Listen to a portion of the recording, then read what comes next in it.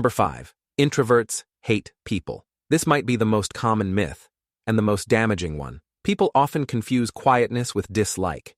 If someone doesn't rush into conversations, avoids small talk, or seems distant in group settings, the assumption is they don't like us. But introverts don't hate people.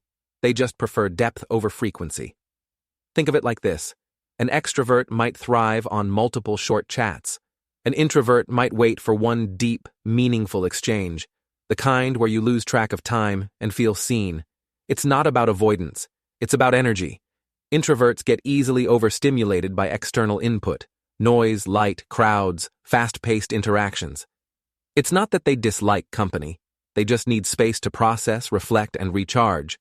That recharge happens in solitude, not because they're antisocial, but because they're internally wired to reset quietly. So when an introvert walks away from a gathering early or skips a call, it's rarely personal. It's preservation, not rejection. Here's the truth. Introverts often care deeply. They notice subtleties others miss. And when they love quietly but fiercely.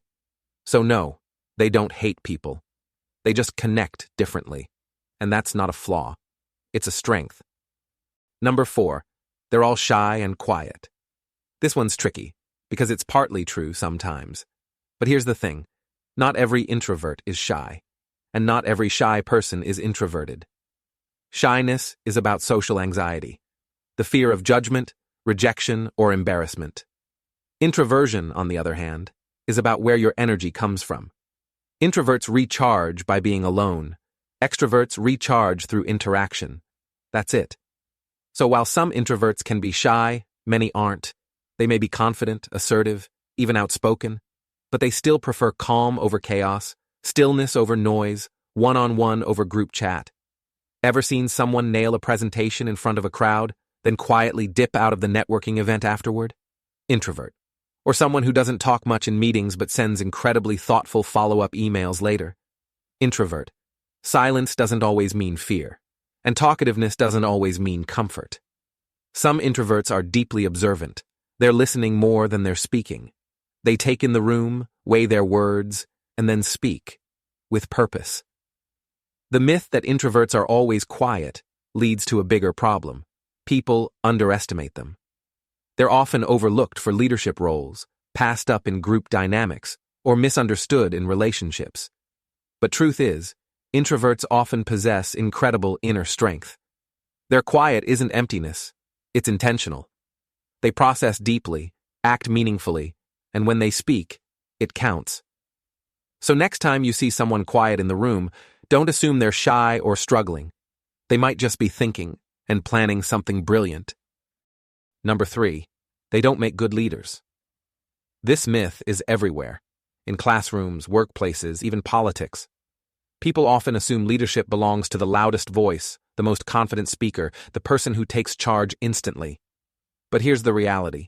Leadership isn't about dominating a room. It's about listening, observing, and guiding with intention. And that's where introverts quietly shine. Introverts may not seek the spotlight, but they earn trust. They lead not by shouting commands, but by understanding the dynamics of a team, noticing what others miss, and creating space where people feel safe to speak. Think of leaders like J.K. Rowling, Mahatma Gandhi, or Rosa Parks. They didn't lead with volume. They led with clarity, principle, and depth. Introverts are often highly self-aware. They reflect before acting, which makes their decisions thoughtful and considered. They're not impulsive. They're precise. And in crisis, that calm presence can be a grounding force for everyone around them. What trips people up is that introverts don't always look like leaders. They may not jump into every conversation or interrupt to prove a point, but that doesn't mean they aren't leading. It just means they're leading differently. In fact, research shows that introverted leaders often bring out the best in proactive teams. Why? Because they listen. They don't compete for attention. They let others contribute. And that builds trust.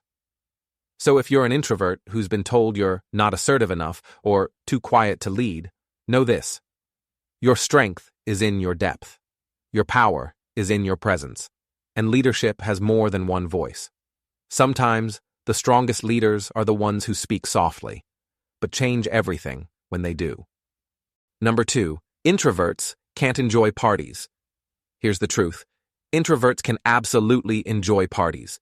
They laugh, they dance, they stay up late with friends. The difference is how they engage, and for how long. See, being introverted doesn't mean you avoid people altogether. It means your brain processes stimulation differently. Big groups, flashing lights, overlapping conversations, they can be fun, but also exhausting. It's like turning the volume up on everything, all at once. So while extroverts might gain energy at a party, introverts often spend it.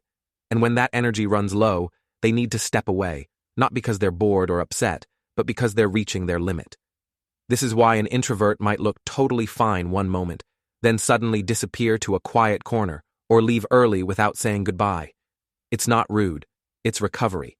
And let's be honest, introverts love connection. They're often the ones having deep one-on-one conversations in the kitchen, while the crowd dances in the living room.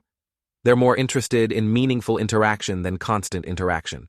That's why small gatherings, game nights, or dinner with a close friend might light them up more than any wild night out. And here's the irony. Many introverts are incredible at socializing, when they want to be. They can read a room, hold thoughtful conversations, make others feel seen. But once they've hit their limit, it's over. And pushing past that limit doesn't make them fun, it makes them drained. So if you're an introvert who loves people but still feels wiped out after every party, that doesn't mean you're broken or antisocial. It means you're tuned in to your own boundaries. And honestly, that's a superpower. Number 1, they need to change to succeed. This myth is one of the most damaging because it plants a seed of self-doubt early. From classrooms to boardrooms, introverts are told, speak up more. Be more outgoing. Stop being so quiet. The message? Who you are isn't enough. So introverts learn to fake extroversion. They overcompensate, rehearse conversations, force themselves into group settings, and drain themselves trying to fit a mold that was never made for them. But here's what no one tells you. Success doesn't belong to one personality type. Success isn't about being the loudest in the room. It's about impact. And introverts often create impact in ways that aren't flashy, but deeply effective. They lead with calm. They create with depth. They connect through presence, not performance. Think about it. Some of the most influential artists, scientists, inventors, and changemakers were quiet observers before they were known for their ideas. They didn't fix themselves to fit in. They built a life that fit them. That's not to say growth isn't important, but growth doesn't mean changing your nature. It means understanding it and learning how to work with it, not against it. Want to succeed as an introvert? Then stop trying to become someone else. Start noticing where your natural traits shine. Your ability to focus deeply for long periods. Your tendency to think before you speak. Your sensitivity to nuance, emotion, and meaning. Your loyalty in relationships. Your creative inner world. These aren't obstacles. They're your edge. Yes, the world often rewards boldness, quickness, visibility. But it also desperately needs people who bring clarity, patience, and depth, the things introverts are wired to offer. So no, you don't need to change to succeed. You need to stop hiding what already makes you powerful. Be quiet and still be certain.